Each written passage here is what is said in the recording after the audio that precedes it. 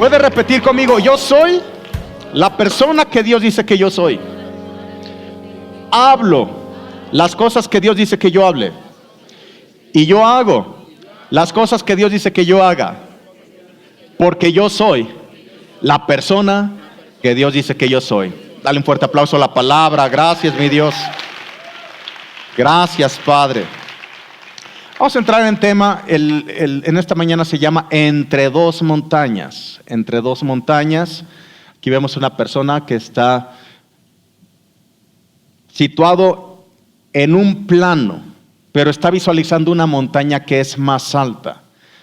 Si tú estás posicionado en un lugar bajo, la forma como veas la vida va a tener una perspectiva muy diferente a si estás en la punta de una montaña más alta. Y hoy voy a explicar esto. Yo lo veía así, como a veces depende de dónde estemos situados, es la actitud que tomamos hacia la vida.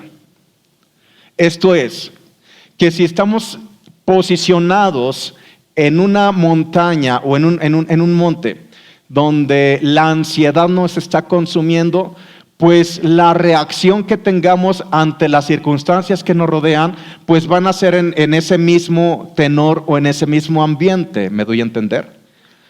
Si yo realmente brinco a la montaña de paz, que es a la que Dios nos ha llamado, créanme que todo va a ser muy diferente.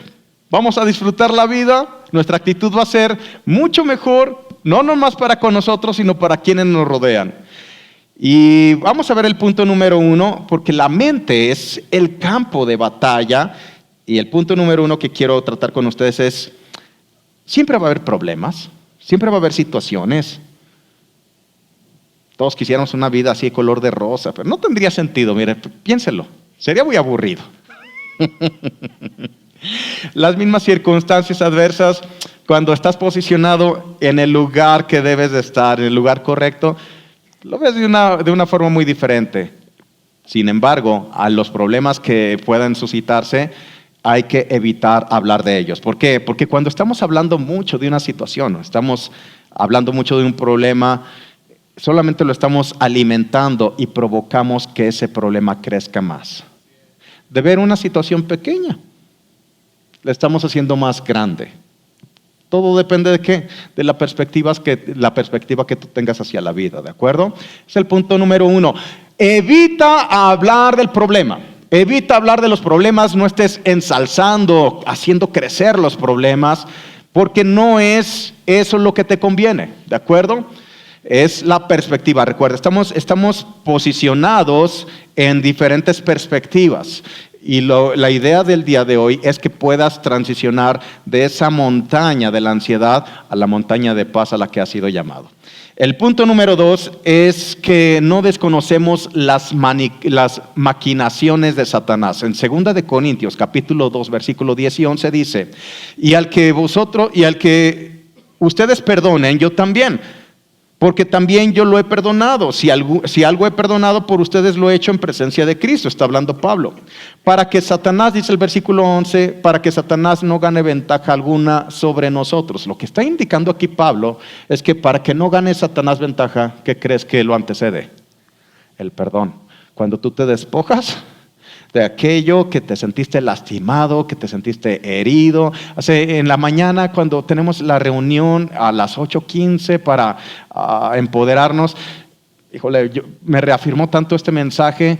Cristi nos estaba enseñando de cómo a veces en la vida hay situaciones donde tú sabes que, por ejemplo, robas y pues te agarran y tienes que sufrir las consecuencias. No se siente cómodo, pero ya sabes que es porque robaste. Pero cuando no has hecho nada y la gente te critica, te señala, o una persona que has ayudado te traiciona, y ese tipo de situaciones pasan en la vida. Claro que pasan en la vida. A veces le ayudas a una persona y está hablando mal de ti, ¿verdad? Sin embargo, nos estaba recordando algo. Somos poderosos, y una persona poderosa es una persona inofendible. Y como inofendibles, lo que hacemos es guardar nuestro corazón. Y no nos vamos a permitir dañarnos por eso, ni a llorar y hacernos el harakiri, ¿verdad? Sí. Sino que seguimos adelante en la vida. no importando, pasando por alto las ofensas, porque si el mismo Jesucristo que no nos ofendió, sino todo lo que hizo por nosotros fue bueno, y nosotros lo hemos rechazado, le escupimos, lo vituperamos cuando fue a la cruz, por favor, es el ejemplo más claro, tenemos ese modelo en Cristo. Ese amor que tiene por nosotros. Entonces, la fe no puede obrar si no es por el amor, dice Gálatas 5:6. Entonces aquí lo que está diciendo Pablo, que primero perdones para que Satanás no gane ventaja alguna sobre ti, pues no ignoramos sus maquinaciones. Hay un enemigo y es Satanás, y ese reino de las tinieblas siempre está conspirando para que tú estés ansioso, que estés estresado, que estés afanado en todo, ¿verdad? Entonces, sí es, el enemigo provoca que estés estresado. ¿Por qué? Porque él trabaja para mantenerte expuesto a la ansiedad y al estrés, porque así, ¿qué crees que sucede? Suprime quién eres tú en Cristo Jesús. Esa capacidad creativa de demostrar, sabes que toda la creatividad expresa quién Dios es, todas esas maravillas, la belleza, no puede ser en un estatus de ansiedad. Tú no puedes manifestar quién Dios es cuando estás afanado, cuando estás ansioso, cuando estás estresado. Por eso, el punto número 3 que quiero explicar es que tú fuiste llamado a ser libre de ansiedad.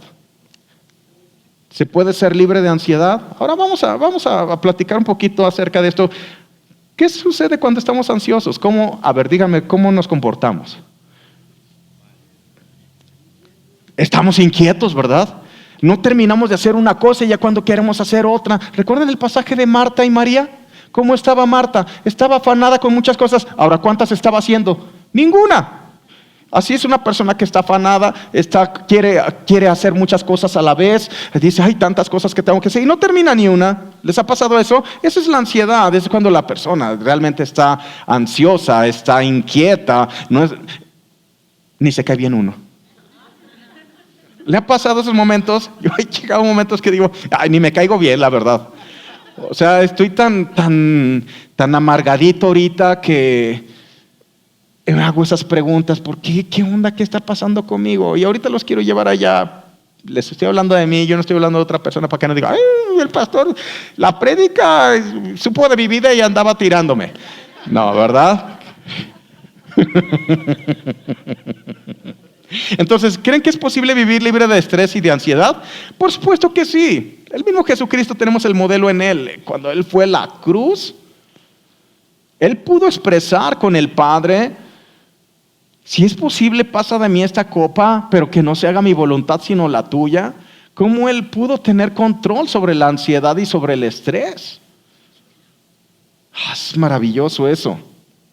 Y no te estoy hablando aquí de ejercicios mentales. Concéntrate.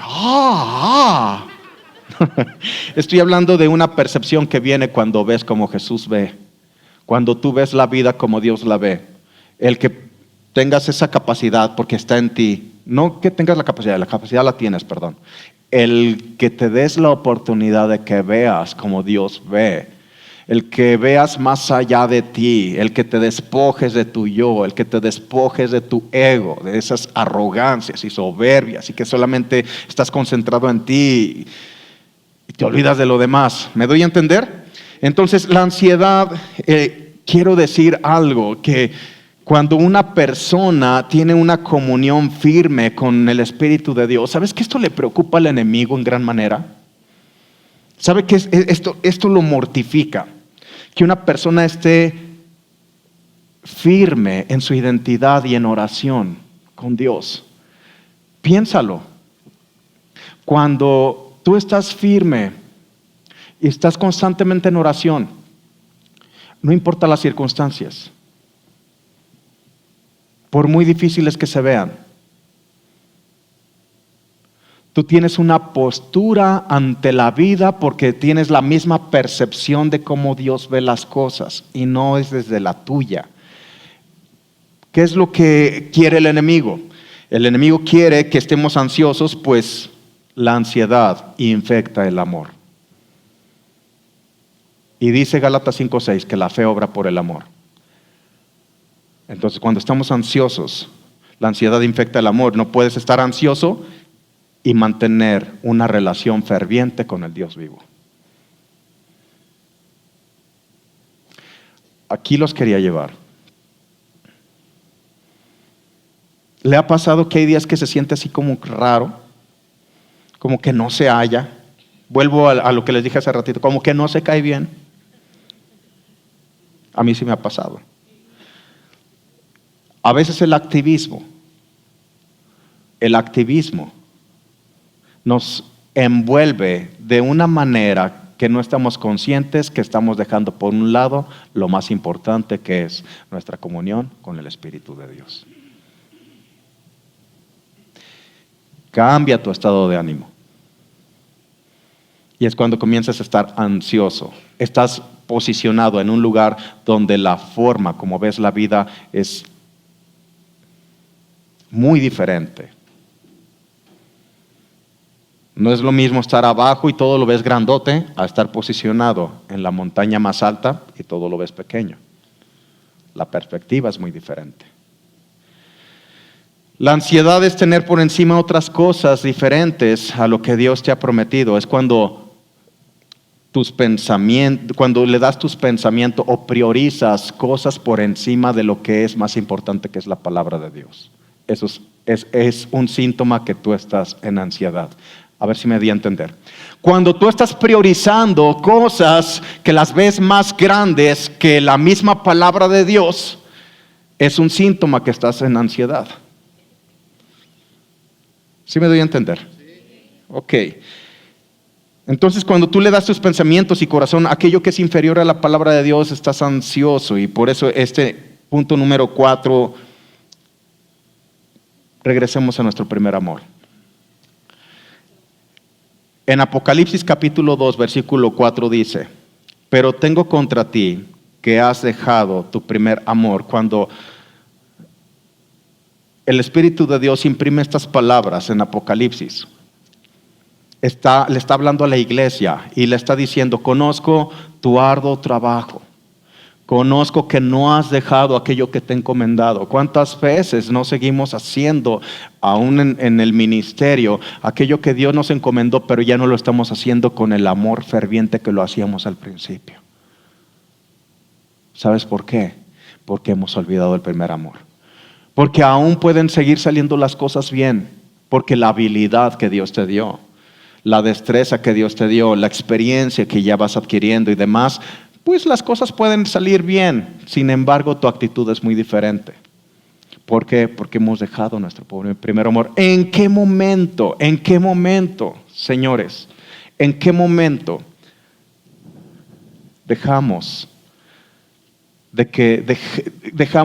que la flama que provocaba que ardiera nuestro corazón cuando buscábamos a Dios?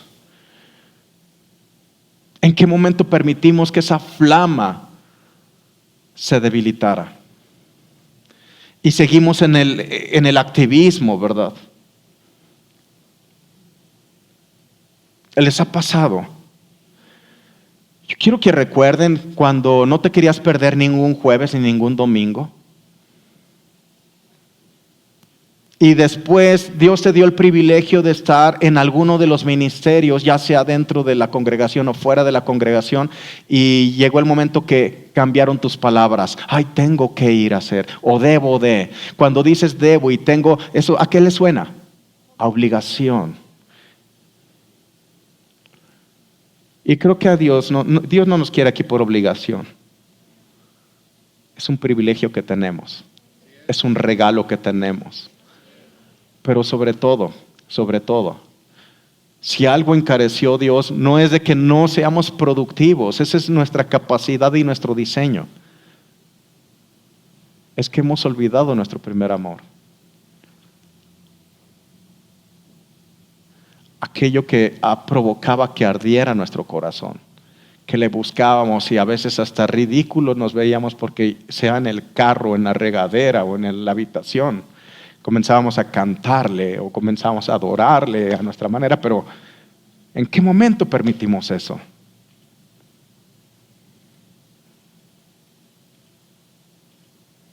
Y a lo que nos está llamando es que volvamos al principio. Porque a fin de cuentas, la fe obra por el amor. Número 5, la fuente de los pensamientos.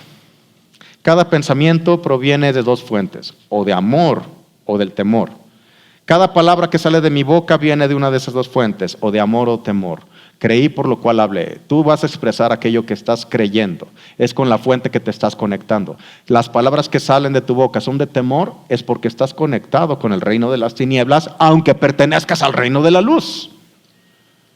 Dice en 1 de Juan capítulo 4 versículo 18 que el perfecto amor echa fuera el temor, porque el temor lleva en sí castigo, pues te termina sucediendo aquello que temes. Recuerden que es la fe torcida, funciona aunque en diferente dirección, pero funciona de la misma manera. Son dos fuerzas. Mientras la fe te conecta con el reino de la luz, el temor te conecta con el reino de las tinieblas.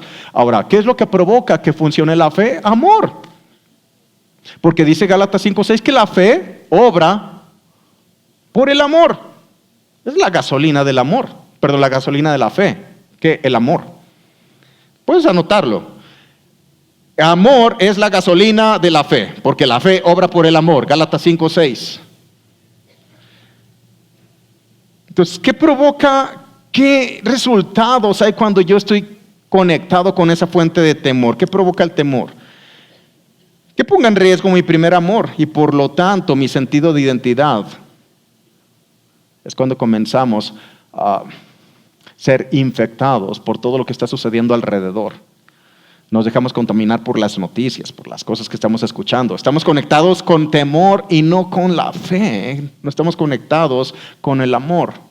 ¿Me explico? ¿Sí me van siguiendo aquí? Provoca que me desenfoque no solamente de mi identidad. Cuando yo olvido quién soy, cuando olvido que soy poderoso, ¿qué es lo que provoca? Lo que provoca es que el poder y autoridad que me ha sido otorgado, no lo estoy ejecutando, no lo estoy poniendo en práctica. Porque estoy conectado con la fuente incorrecta. La falta de oración crea carencia. Carencia no es la voluntad de Dios para con tu vida. La carencia en realidad llena el vacío que provoca la falta de oración.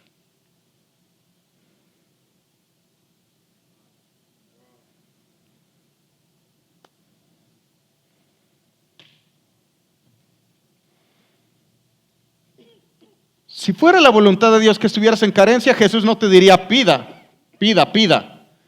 Pero Jesús dijo, a todo el que pidiere, se le dará. Aquí no está haciendo acepción de personas, no está diciendo solamente a los hijos, está diciendo a cualquiera. Porque Dios es tan generoso que cualquiera que le pida le va a dar.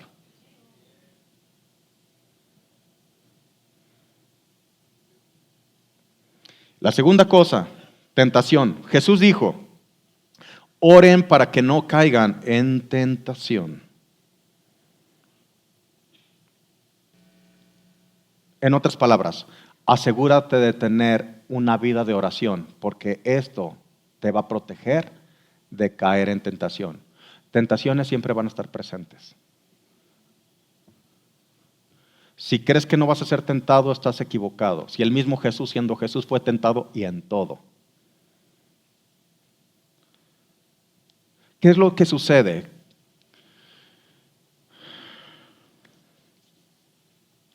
La falta de oración me coloca en una posición que puedo estar expuesto a una batalla que no tenía por qué luchar.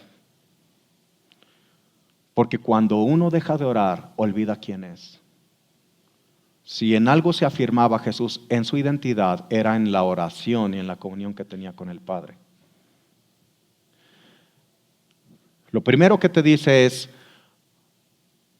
la oración es la fuente de la abundancia. La falta de oración crea carencia. Y lo segundo que te dice es, ora, para que no caigas en tentación. No te estoy diciendo que ores para que no vengan tentaciones. Las tentaciones, te repito, siempre van a estar presentes. Y esto he descubierto, siempre el enemigo te va a querer hacer caer en lo que te hizo caer en el pasado. Y ¿sabes qué? Solos es muy difícil que podamos vencer una tentación. ¿A quién necesitamos? Al Espíritu Santo. Es el poder sobrenatural. Por eso dice en Romanos capítulo 6, versículo 14, que el pecado no se enseñorea sobre mí, pues no estoy bajo la ley, sino bajo la gracia. La gracia es la misma persona de Jesús. Es el poder que me ha dado para no pecar o para no caer en tentación. Cada que lo queremos hacer a nuestra manera. No sé si me doy a entender, pero lo que les comentaba, que a veces nos sentimos abrumados, ansiosos y estresados y ese tipo de circunstancias, ¿sabes qué es producto? De falta de oración. Y no te estoy hablando de tener de tengo que orar o debo de orar. No, señores, no estoy hablando de algo religioso. No estoy hablando de algo impuesto. Te estoy hablando de diseño. Es que realmente no podemos vivir una vida victoriosa si estamos desconectados de la fuente que es nuestro Dios vivo.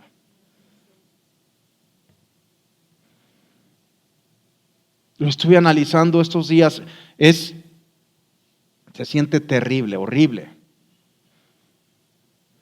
Cuando inconscientemente, por el mismo activismo, dejas lo más importante, que es estar conectado a esa fuente.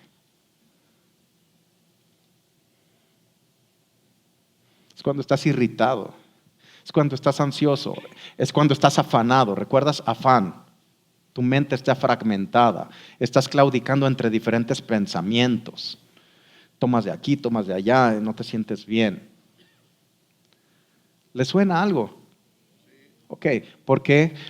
Porque nos estamos colocando en una montaña que no nos corresponde, la montaña de la ansiedad. Por último, Filipenses capítulo 4, versículo 4 al 9.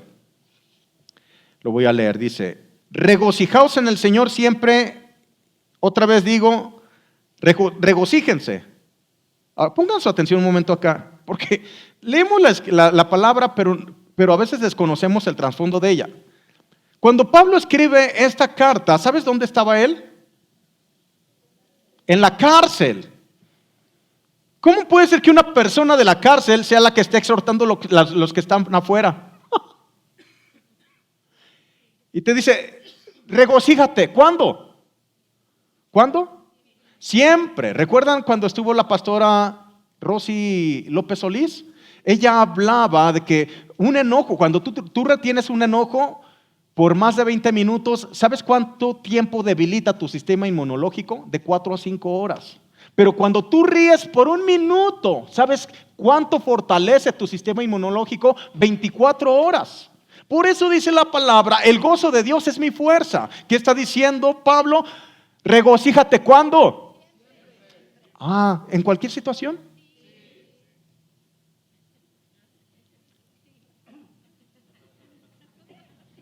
Regocíjate, ¿cuándo? ¿En cualquier situación? Pablo está dentro de la cárcel y el tipo está contento. Eso es impresionante. Esa es la perspectiva de ver cómo Dios ve la vida. Dice el versículo 5, su gentileza sea conocida en todos los hombres. El Señor está cerca.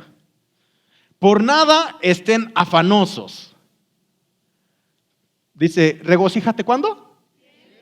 Y por nada estés afanoso, ¿de acuerdo?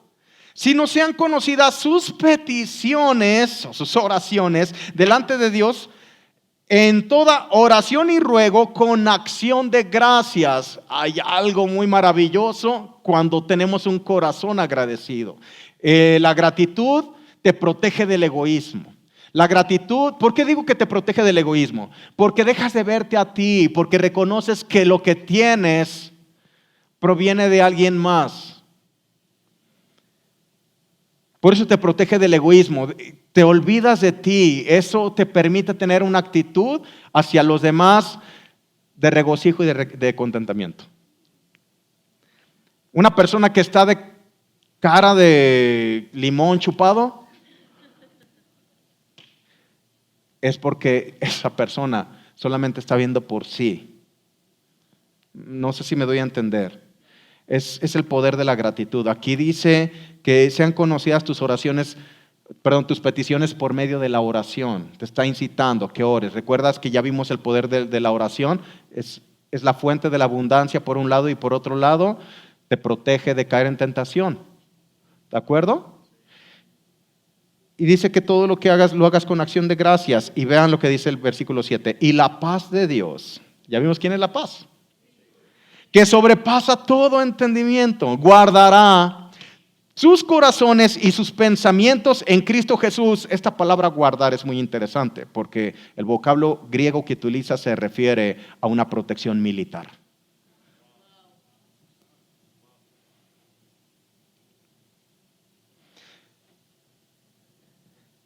Guardará sus corazones y sus pensamientos en Cristo Jesús, dice el versículo 8. Por lo demás, hermanos, todo lo que es verdadero, todo lo honesto, todo lo justo, todo lo puro, todo lo amable, todo lo que es de buen nombre, si hay virtud alguna, si algo digno de alabanza, en esto pensad.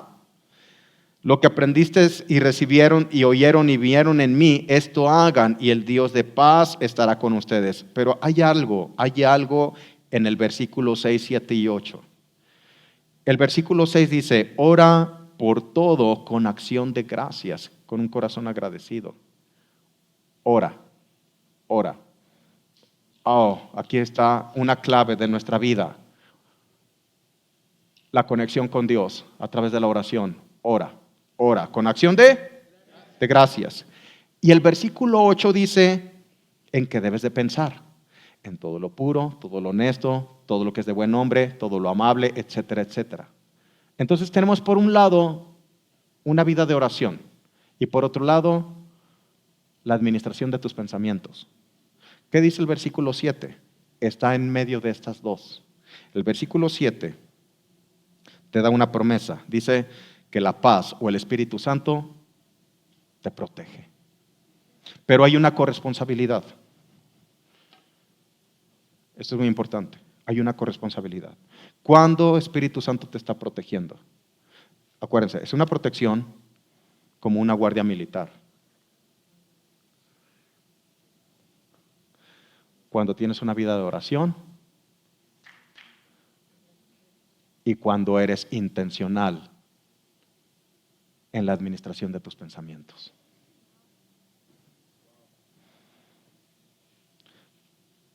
Dios te capacitó para que tú eligieras en qué pensar.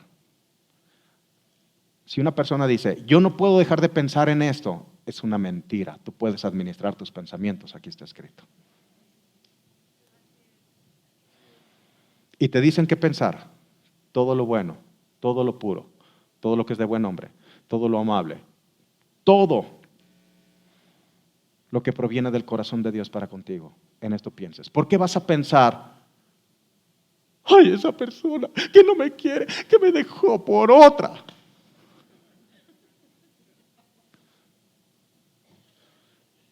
Y no te das la oportunidad de que hay alguien más que conoce tu corazón y el valor que hay en ti, mientras otro lo desperdició, otro lo menospreció. Hay alguien que está viendo valor en ti.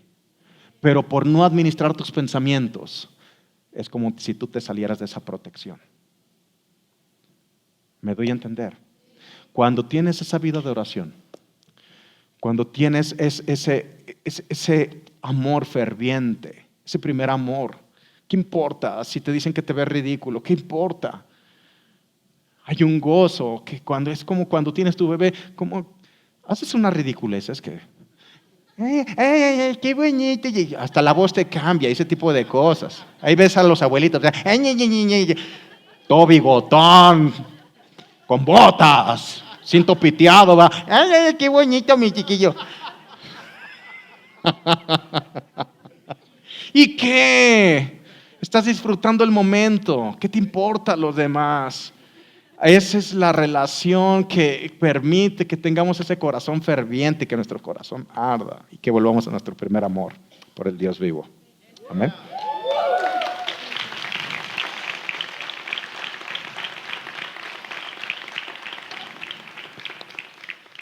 Tell me, how did I get here? I can't breathe. 'Cause I'm at the bottom of all of the things I let control my heart.